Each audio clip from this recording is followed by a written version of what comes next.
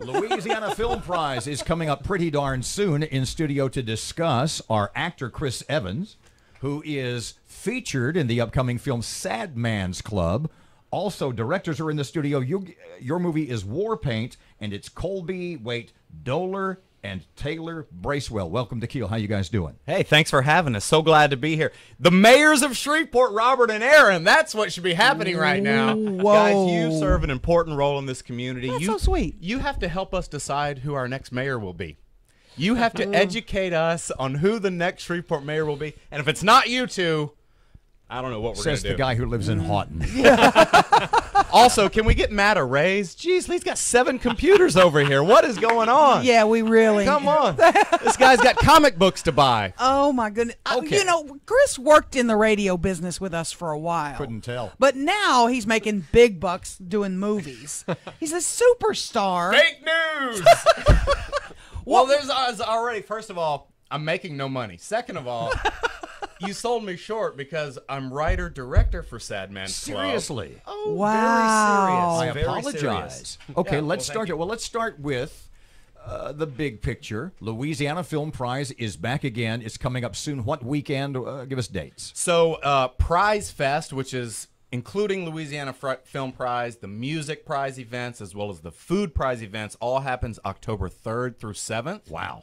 And, you know, the biggest draw, of course, are the films.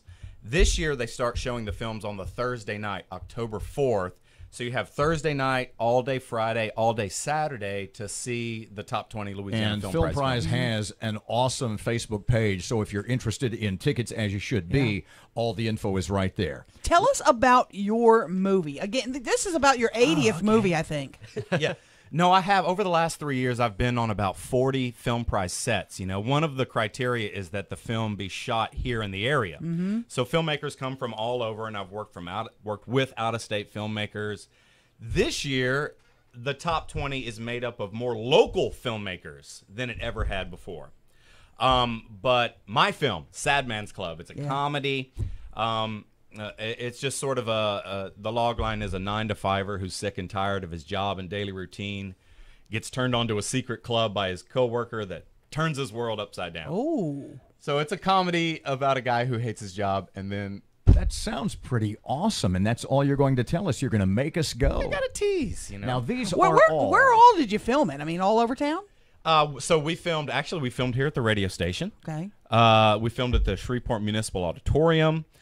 We filmed, help me out, Colby, because you're a producer. Oh, we filmed in South Shreveport at a residency. Now, the amazing thing about these is that without fail, so much is crammed into the 15-minute limit. It's absolutely amazing. Colby, tell us about yours. Yours is called War Paint, right? That's correct. That's correct. It's called War Paint. It's actually my dad's story from Vietnam. He was in the Vietnam War in the early 1960s, so I Right. adapted his story. Was it a story he told you? I don't want to give too much away.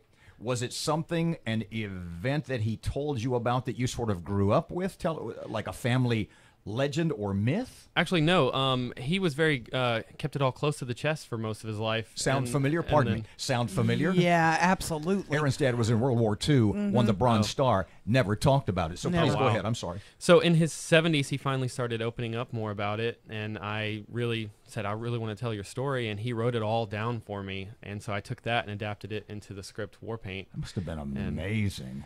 It was. I mean, from a cathartic level, any number of emotional levels, right? Absolutely, absolutely. My dad's always been very patriotic, and he's always really done the most he can for his country, and I really wanted to show that. How hard was it to get somebody to play your dad, or did you do it in more of a third-person story sense? It was going to be hard to cast that until my family told me that I have to do it. So I played my dad in the film. Oh, cool. Yeah, How is that? it was tough. It was the toughest thing I've ever done. Oh my goodness. Let me ask you guys. Pardon me just a second. Okay. I Go ahead. Is he still living? Did he see it? He is living. I'm not going to let him see it until the final cut's ready. I want him to see the full thing and all its glory. He appears in it at the end. I don't want to give on. anything away, but Like Nice. a Private Ryan thing? So yeah. Wow. Oh man, that one's gonna be hard to beat there, Chris. I'm just it's a telling really you. cool. No, Colby made a really great film. You know, sort of. The great thing about short film is you can experiment with the format, right?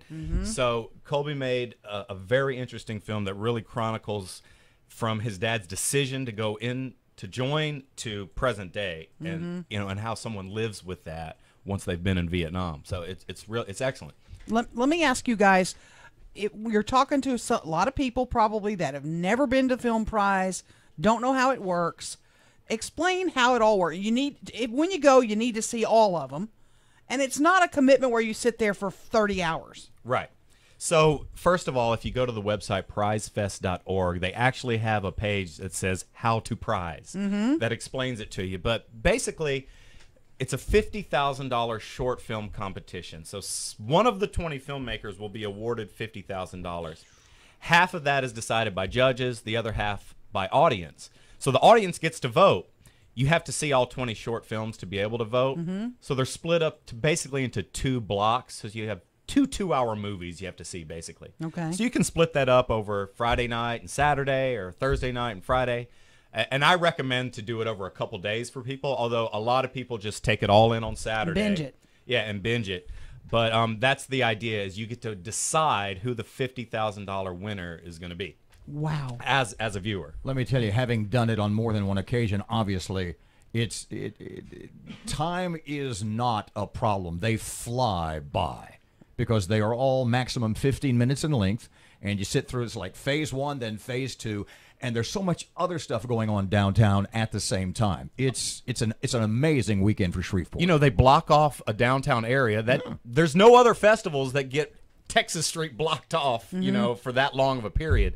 Around here. And it's a fun time. Like you said, there's live concerts, there's food, and there's all the filmmakers out in the street promoting their films, so you see some wild scenes. And it they're really is a being good time. shown at a variety of venues all day long, so that you literally can see the first part in the morning, hang out downtown, and then see them later in the afternoon or even into the evening. All over Shreveport-Bossier, 5 different theaters to watch the films in. Okay, one other thing that I want to mention before we got to wrap. This is a huge impact on our community. We don't think about that. But all these movies are filmed here. Way more than 20 were filmed here. The jobs they create, the impact, is it immeasurable almost? It's probably closer to 100 films were filmed here over the summer, you know, just for the Film Prize season. But to give you an idea of the economic impact, yes, it's in the millions over 7 years, and Gregory Kallenberg has it down to the dollar. He can tell you. But Colby and Taylor moved here from Georgia after their experience with Film Prize. They are young filmmakers who had such a great experience in year 3 that they decided to move here from Georgia, become part of the community, and take part every year. So the economic impact is really farther reaching than just independent filmmakers who come here and spend a budget on their film.